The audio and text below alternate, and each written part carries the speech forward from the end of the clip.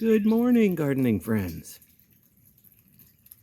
Today is Sunday, May 19th, and it's promising to be a beautiful day. It's about 6:30 in the morning. Almost too early to make this video, but I have a friend coming later, about the time I normally do the videos, so I figured I would do this one earlier today. I haven't been doing a lot of gardening this last week because we had a lot of rain. One night I should say, I think it was Thursday night or Friday night, one or the other, we got over 6 inches of rain in one evening. And then it's been raining on and off the last couple of days, so everything is growing hand over fist. The banana trees are looking fantastic.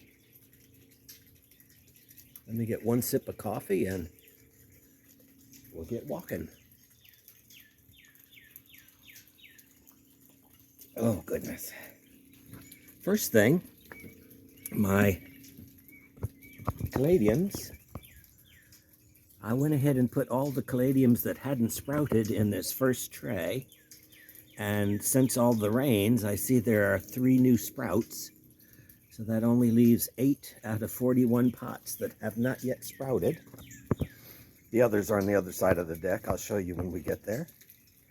But that's good. And I actually unpotted all these first row just to see what was what. And only 4 of them had been planted upside down. So I just repotted everything. It didn't hurt anything because there were no roots or anything forming yet. I did notice on this aspidistra, this was the one that had bloomed that I put in the house last year.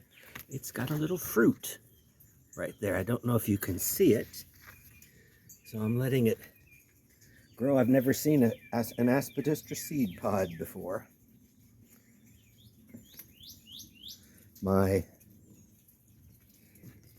I don't know if you'd call it a cutting, whatever you want to call it, root cutting, I guess, has not wilted from my camellia. You can see we've had a lot of rain. I've had to put the shells there because I don't have gutters, so the water hits right where all the shells are cleaned. Here you can see the coleus. Seems to like this northern exposure. I did notice I have to watch this one amaryllis because this thug of a bromeliad prevents water from getting to it. Over here, my pitcher plant is doing well. I do notice that it anchors itself by tying its little tentacles, if you will, at which there's a pitcher at the end around things. And it kind of anchors itself to it. I think I'll let that one anchor itself to that pitcher. Here are the other caladiums, White Christmas. They're doing well. I bought a bunch more caladiums this week. In fact, here's a batch here. These were planted less than a week ago. And you can see already 1, 2, 3, 4, 5. I planted a dozen in that pot. Those are Kathleen. I like to plant Kathleen because they have a scent. And you can see my marigolds that I planted are blooming already. Also in there you can see that if you put too much slug bait, it mildews. Let's see what, the big news this week was I cleaned up this hedge. Let me move this chair so you can get a better look. But I cut the hedge back by about 2. It looks really scalped over there. I may come back yet because I didn't quite follow my own advice, but I was so tired by the end of the day that I thought this was good enough. But this is the size I'd like the hedge to be. And you know the advice I always give is you want to cut it a couple of inches lower so that it gives it a chance to grow into the shape that you want. So I will probably come back and shave another couple inches off the top of that. That is the one thing with hedges, you never really hear it talked about. but you appreciate as you get older. A hedge is a long-term commitment. You're going to be cutting that hedge quite a few times. This one's been in the ground for about 30 years. It's been cut back to the ground at least twice. In zone 9A, I cut this. It is a boxwood, and I have to trim it probably 3 or 4 times a year, which is not a big deal. I used to have boxwood hedging around all of my beds back here in the backyard, but I've been replacing it with monkey grass and other things just to make it easier on myself. Because as I said, a hedge is a long-term commitment. Here you can see my rose is blooming. That's the other thing that benefited a little, is those roses used to be swallowed up by the hedge, so now they're opened, and hopefully they'll like it better. So far, no birds have landed on my papyrus since I've cleaned them back. Oh, and I think I should show you the progress made on the plumeria. The plumeria leaves are coming back. Even this one stalk here has got a bud. And I did notice my chalice plant is leafing out here and here. Golden chalice. I have another one hasn't leafed out yet. This is the time of the year that they break their dormancy. They bloom in the fall. They kind of lose their leaves. Here's another one. It hasn't lost all of its leaves yet. But then it kind of just looks like sticks for about a month, and then it'll send out the new growth ready for next year. By the way, I put those shells on top of the caladium bulbs to prevent raccoons from digging them up, because they prefer the shells. Whenever there's fresh dirt in the backyard, raccoons, if they're hungry, they'll knock the stuff out of the pots and sift through the dirt. They don't eat the caladium corms or tubers, but they'll just toss them on the ground. And so I figured I would distract them by putting shells on the top that they'll play with / eat, try to eat, and maybe leave the caladiums alone. Once when they get bigger, I won't have to be concerned about that. Back in here, it's starting to look like a jungle, especially with the quintet of bananas. And mosquitoes are out. I had to dose myself with mosquito repellent. I did discover one thing by watching YouTube. What was his name? Xander, Xander. I can't remember his last name. It's like Budnick. I wouldn't make that up. But he does, I wouldn't call them survival videos, but camping videos. And in one of the videos, he used a product I had never heard of before. And I'm not getting paid for this. I just happened to have bought it, and it works. It's called Thermocell, Thermo cell. And it is a mosquito repellent. It's basically a little plastic device that has a butane torch in it. And you light it, and then you put these little pads on the top, and they slowly emit mosquito repellent that's not noticeable. It's not smoky, it doesn't have a scent. And it actually does work. After about 15 minutes, you can sit outside and the mosquitoes leave you be. But what Xander did is he did it around a campfire, and he showed the mosquitoes basically almost covering his entire face and neck. And after the 15 minutes, not a mosquito to be seen. So I thought I would give it a try.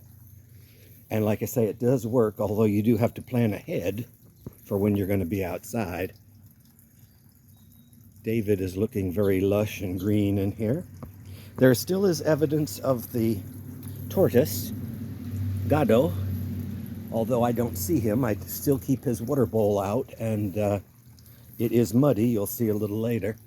Here you can see the fruits on the pindo palm are coming of age. There's fruits there, and there's fruits on top here as well. The squirrels are going to have an absolute field day.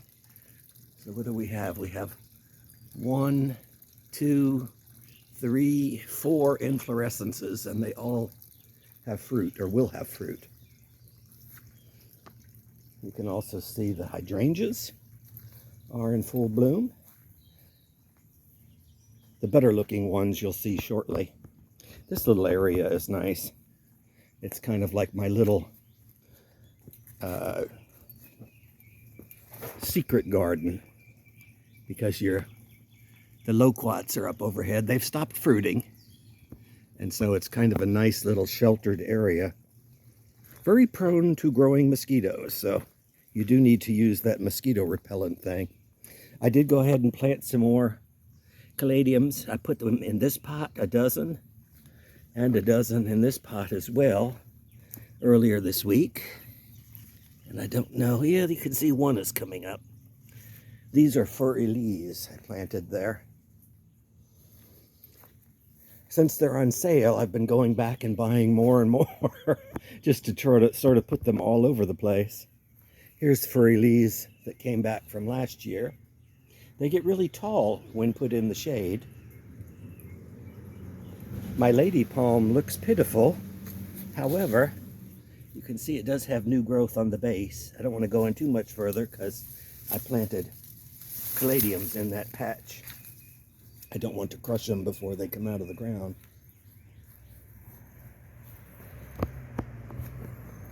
Everything is still damp.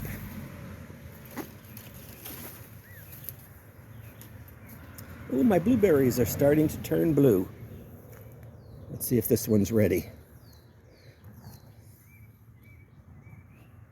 Ooh, it is, it is. Blueberries are hard to gauge when they're ripe because they turn blue, but they really need to turn like a blackish blue. They need to stay on the plant for a few days to get sweet. But those are actually almost edible. There you can see my pink angel's trumpet it's shooting for the stars. The pink one, I do need to get in there and hold back that bottle brush, but the pink one is rising above the bottle brush. Back in here, everything is real lush. We did have winds again last week with the 6 inches of rain, so I have yet to go in and stake things, so things are a little floppier than usual. You can see the nandinas are in bloom, normally a little bit later. The bees will be swarming all over the nandina blossoms. Let's get a close-up of these over here. I don't think they're open yet. A couple are open, but the bees really do like them. And of course, that encourages the formation of the red berries.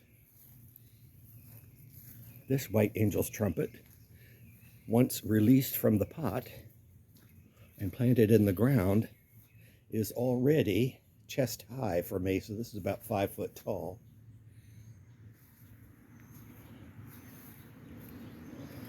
Alstromerias are still blooming. There's some seeds, which I shall cut off because I don't really like aspidistras in this area, but I don't have the heart to get rid of them. I see I still have some strawberries coming back up in there. Yeah, in this area around my statue, the alstromerias are battling it out with the spiderwort, both of which are technically weeds, but the alstromerias are very fragile, so they're extremely easy to pull out. Ooh, that strawberry is looking quite ripe.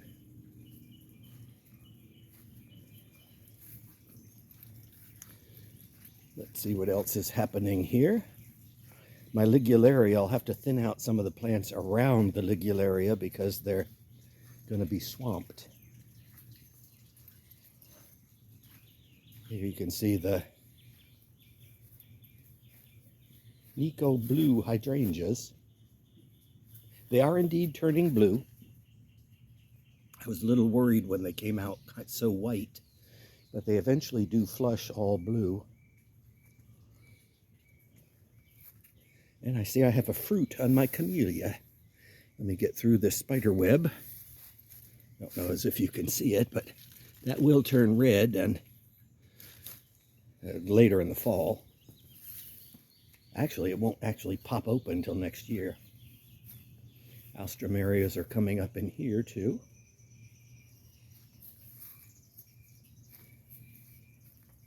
My little sink of sedums is looking okay. The birds have stopped attacking my little ghost plant.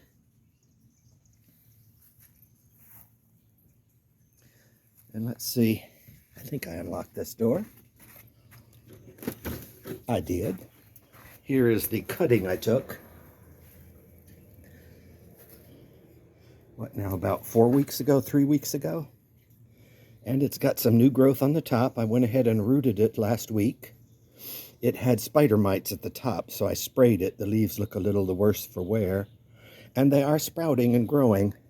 I wanted to wait until it started showing signs of growth, and then I'll plant it outside. The reason being is it's going to be a slug magnet, and if you put it out too soon, the slugs will eat it faster than it can grow, which is not good. That's how they killed the one that's out there now.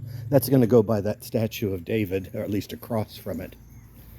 This Nico Blue is absolutely fantastic looking, and therein lies the problem with these Macrophylla hydrangeas. They get so huge that when it rains, it weighs them down. However, they're still beautiful, and I absolutely love the blue. I used to have 4 of them. I used to have one on either side of these 2 satsuma trees, but needless to say, the other sides died. And speaking of satsumas, the satsumas are coming. Thank God the heat has dropped a bunch of them. You see a couple here by Gado's dish, and you can see Gado's been using it because I clean that dish every day and it's got mud in it, so he's been plodding around in it. I think he likes the unripe satsumas because the ground was covered with them. And thank God they did fall off. I'd say probably about 50–60% fell off, which was way too much weight for that tree. So I'm glad that it did fall off. Here you can see how much more open this looks now that that hedge has been trimmed back. I don't worry about the divot that's out here that was formed from the presence of this big shrub over the top of it, the camellia, because it will come back. Like I say, I've cut it to the ground before. I did run through the back of my mind that if it does not perform well in the next month or so, I may go ahead and rip it out and put in a hedge of gardenias like I have in the front yard, because that would require just an occasional touch-up prune, maybe once or twice a year. Oh, look at that. Oh, horse lubber. Not anymore. Okay. Back in here, I'm getting a second flush of flowers on my, clean my fingers off, on my, yeah, that thing. I want to call it a monk's hood, but it's not a monk's hood. Mandevilla is doing well here. It's really blooming and growing this year. It didn't do it that much last year. Foxgloves, I couldn't think of the name. Oh, while we're here, last week I planted some cleome. I bought one for this pot and one for this pot. I failed to mention it last week. It's also called spider flower. It's an old southern plant. They do tend to get tall and they like full sun, so right now it seems to like these pots. And looking forward to that blooming. The older ones, technically they don't have thorns, but they have like sharp ridges along the stem. The newer ones sometimes don't have that. The only time you ever know it is in the fall when you go to yank them up, because they will die back with the first frost. You'll get surprised. Little sharp bits you'll feel in your fingers as you pull it out. I haven't had them in a while. I tried growing them here where the foxgloves are, but it was too shady. And of course, here you see the African iris haven't quite opened yet for the day. Still have some of my Easter lilies. And by the way, Easter lilies are quite sturdy. This one, although it's a little the worse for wear right now, you see I have it staked. That first storm that came through a couple of weeks ago actually folded it. It snapped but didn't snap off near the base, and that was laying flat on the ground. And within one night, all of the flowers were covered by slugs. So I figured I have nothing to lose. It was just the weight of all the flower heads at the top. I just straightened it up and put a spike back there to hold it up, and it lived. So don't give up when you see a snapped flower head like that. Sometimes it'll keep right on growing. This spiderwort was doing well. That was really only supposed to be a winter spot for those 4 pots. And I kind of like them there, so I may leave them there all year long. Get rid of that, whatever it is. Normally I had them, last year I put them in that flower box by the kitchen window. But the cyclamen haven't died back yet. And I figured, well, I put them there last November or October, one or the other. And since they're still green, I'm going to let them stay as long as they can. I'm going to throw them out after that because they don't ever come back. I tried saving them in past years.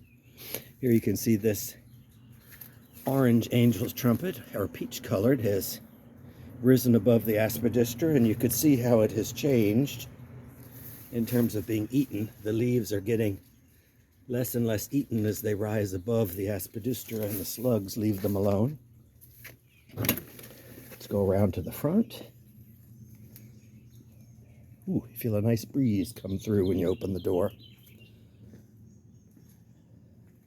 This is my double white Rose of Sharon. Pitiful looking plant, but it is in the full shade. Is that a slug or a leaf? That's a leaf, okay. But it is growing. When I first bought the house, there was a purple Rose of Sharon there.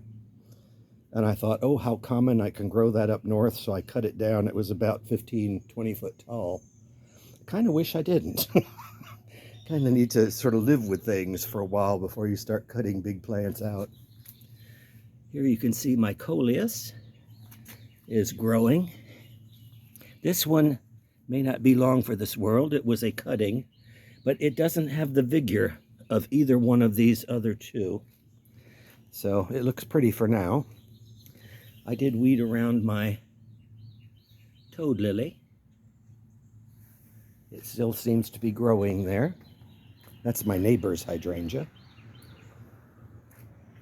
Looks pretty. Apparently it's a Nico blue as well.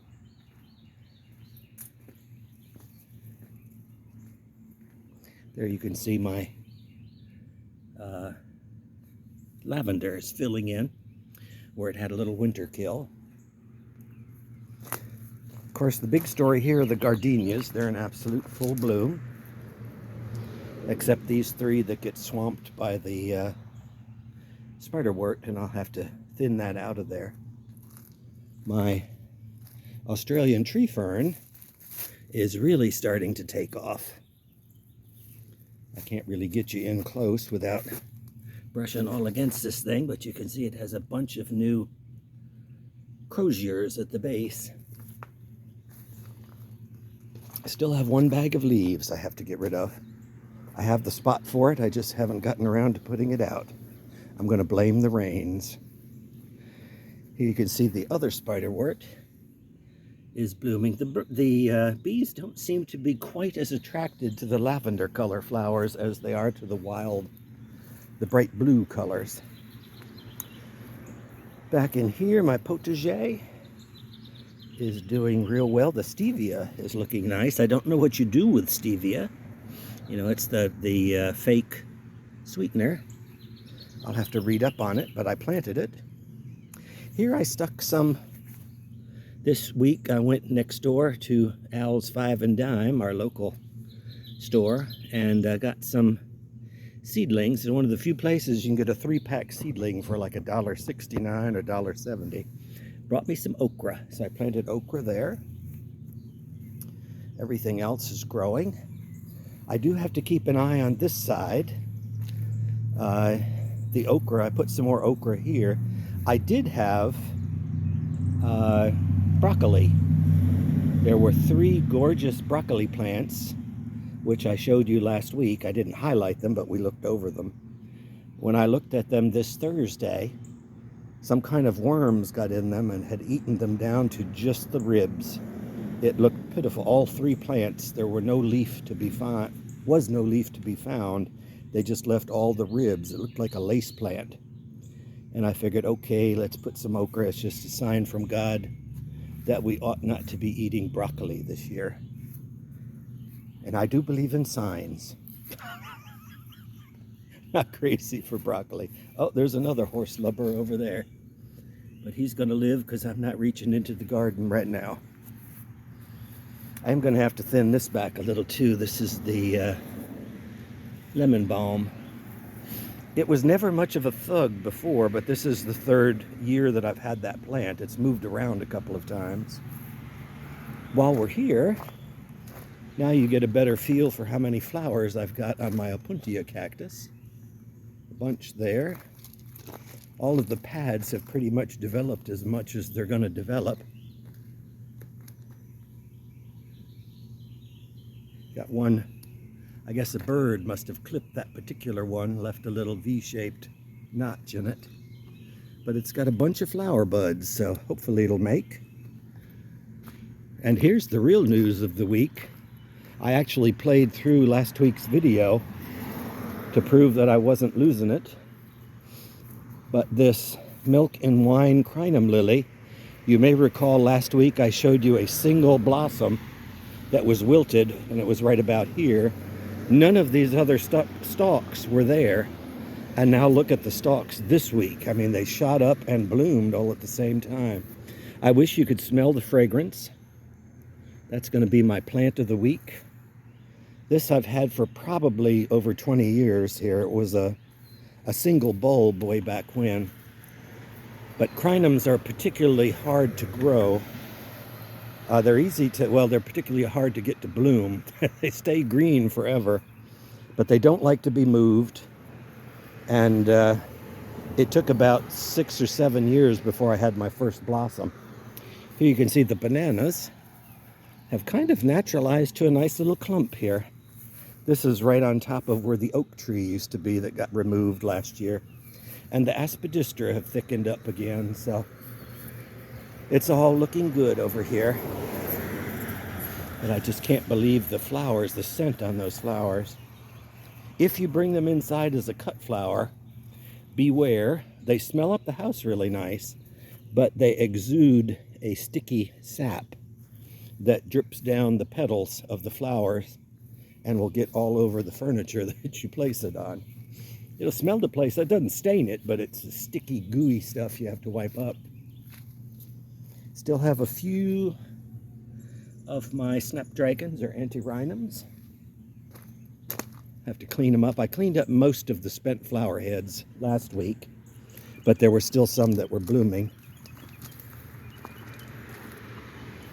Back in here, although you can't see it, I planted a caladium called Arno Nehrling, and it is basically a well, you can look it up on the internet, Arno Nehrling, but it's basically a caladium that has where all the ribs are. The ribs are like a bright red, and it's like a pale white background with the little speckles of green.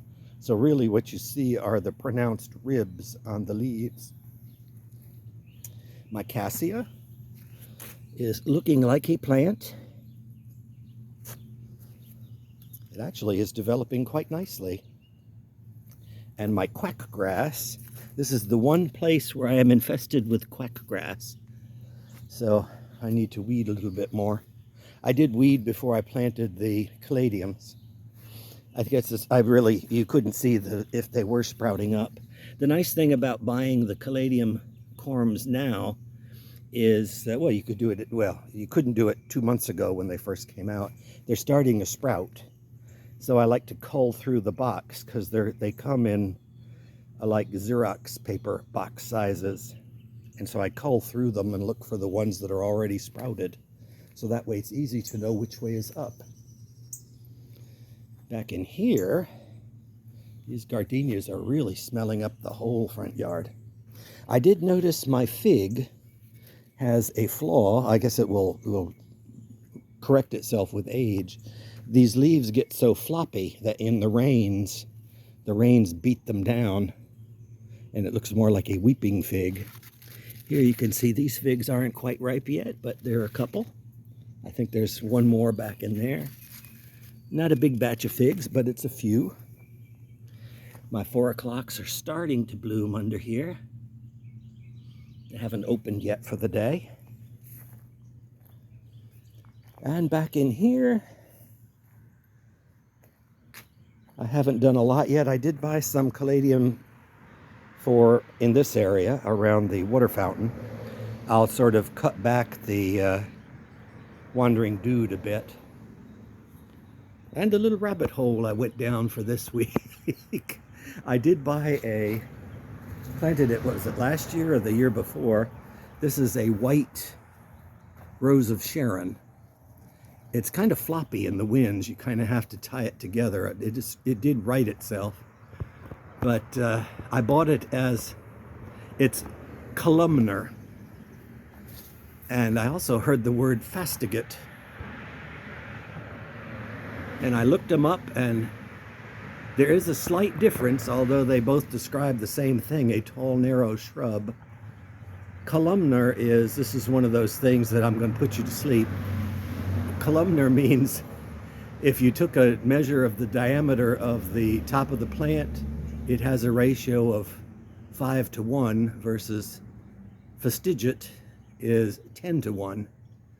So what that means is Fastigiate is a very thin pencil-like plant versus columnar is a chubbier thin plant.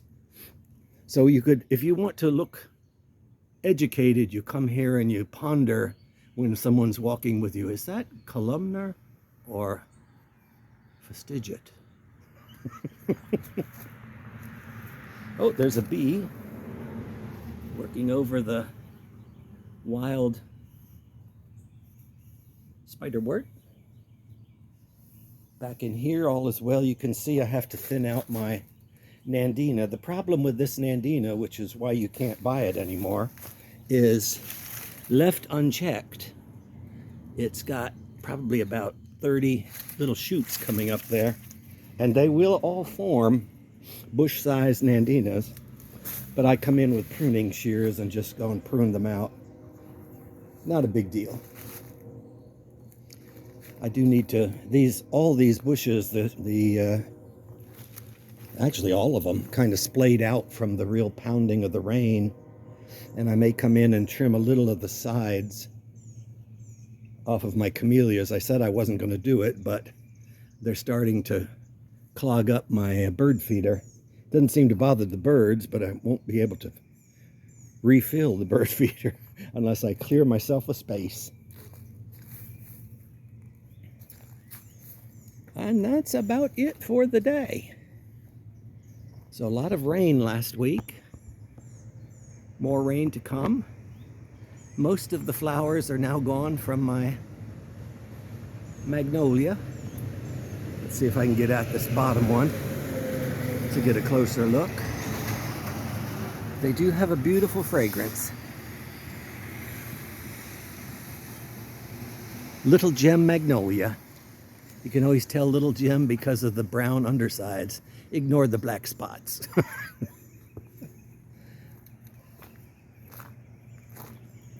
And let's see, I still have some dead in this cycad, and as soon as I see some life in the middle, oh, it's a female.